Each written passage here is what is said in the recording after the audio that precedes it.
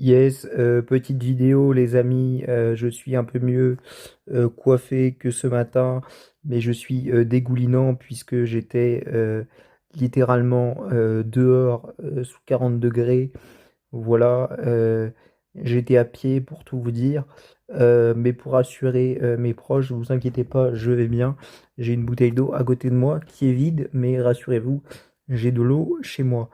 Euh, Petite vidéo pour parler, voilà, en vite fait, parce que je suis pressé, de quels ingrédients mettre pour que l'Iran, cet état, je sais pas pourquoi je bégaye, c'est de dire le mot Iran dans une vidéo par les temps actuels. Mais non, ce pays qui franchement, moi, m'a fait kiffer. J'ai pas regardé le match entier face à la Nouvelle-Zélande parce qu'il m'intéressait pas plus que ça, pour être tout à fait honnête avec vous. Euh, il m'aurait intéressé si on était dans une Coupe du Monde en Europe. Là, voilà, c'était un jour où les matchs de nuit commençaient à piquer, donc j'avoue, j'ai regardé les 25 premières minutes. Et par contre, face à la Belgique, ils m'ont complètement fait kiffer. Déjà, face à la Nouvelle-Zélande, je trouvais qu'il y avait des trucs sympathiques. Donc, c'est une équipe que j'apprécie énormément. Donc, il m'arrive de regarder les résumés de leurs matchs en Asie. Et voilà, c'est une équipe super cool qui est souvent présente à la Coupe du Monde ces dernières années. Et j'aimerais bien les voir se qualifier en 16e. Voilà. Voilà, d'un point de vue sentimental, on va dire. Euh, c'est un peu exagéré. Mais bref, qu'est-ce qu'il faut améliorer côté Iran? Parfois, on a des joueurs qui vont à deux dans la même zone de pressing, ce qui fait qu'ensuite, on a des joueurs qui se marchent un peu dessus, qui ont du mal à faire euh, les pas de recul pour se replacer. Et donc, au final, eh ben, on a des joueurs qui sont complètement cramoisis à la 85e. Et c'est dans ces minutes-là qu'ils peuvent prendre des buts. Donc, grosso modo, dans le dernier quart d'heure, puisque les temps additionnels sont assez conséquents. Donc, voilà, évitez ça.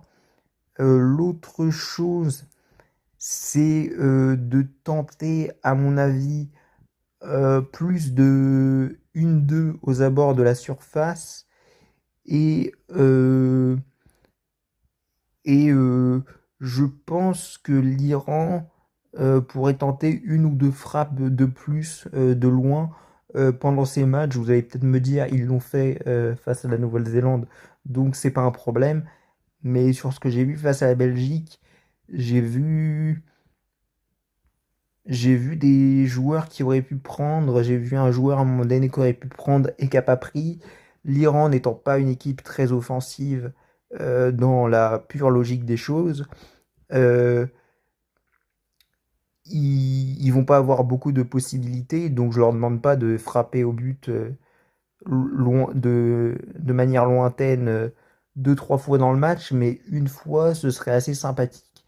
Et quand je dis de manière lointaine, je parle d'une vraie frappe lointaine, genre frappe de 25 mètres, quoi. Voilà, c'est sûr qu'ils ont fait des frappes en dehors de la surface, mais j'attends des frappes encore plus lointaines de leur part.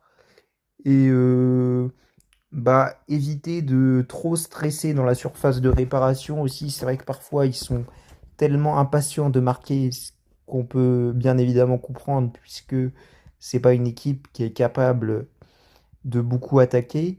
Voilà, ils se marchent un peu dessus.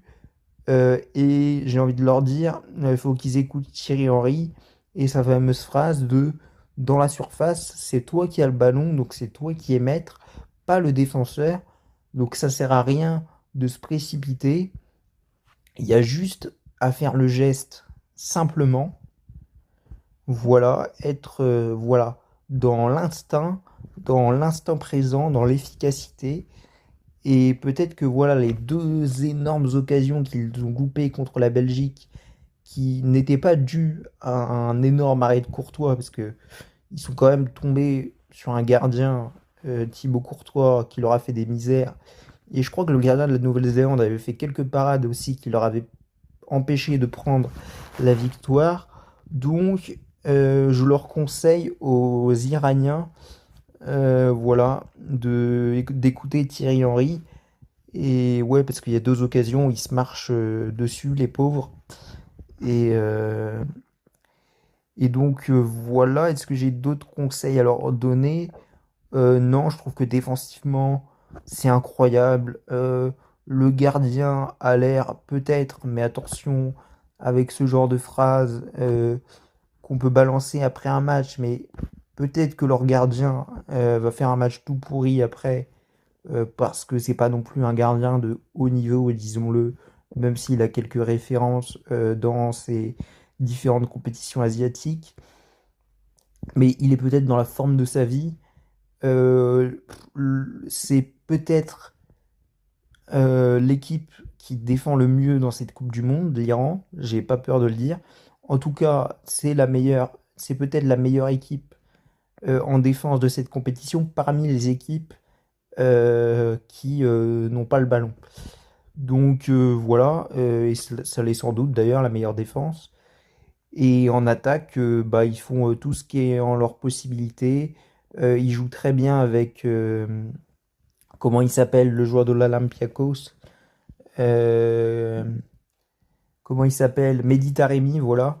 Il joue très bien avec lui. Il joue très bien les ballons en une touche. Même si parfois ça manque un peu de précision technique, mais c'est normal. Euh, ils- Voilà, comme ils attaquent un peu comme en basket, on va dire, ils ont, pour parler avec du langage basket, un très bon spacing, un très bon espacement entre les différents joueurs qui attaquent. Et surtout, ils ont beaucoup d'insouciance. Il faut qu'ils gardent ça. Alors, il faut pas qu'ils en aient trop, bien sûr, parce que ça peut leur porter préjudice. Mais, euh, mais donc voilà. Et qu'est-ce qu'ils font bien aussi?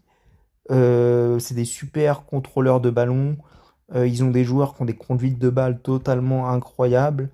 Donc tout ça, il faut qu'ils conservent. Et il y aura peut-être la qualif historique au bout.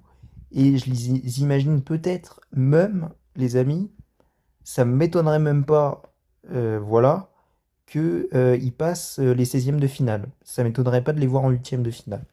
Donc déjà, il faut essayer de gagner ton prochain match face à l'Égypte, ce qui est clairement une possibilité, ou du moins de se qualifier. Et ensuite, on verra pour les 16e, mais je serais vraiment pas étonné de les voir en 8e. Bon, après, en 8e, ça devrait se corser, bien évidemment. Bon, allez, je vous laisse. Je vais essayer d'enlever le gras qui dégouline de mon visage, de me coiffer à peu près correctement, parce que voilà. J'étais un peu pressé aujourd'hui, j'ai un peu foutu n'importe quoi. Voilà, on parlera beauté, un de ces quatre sur la chaîne, il n'y a pas de problème. Mais voilà, la vidéo est trop longue. Bisous.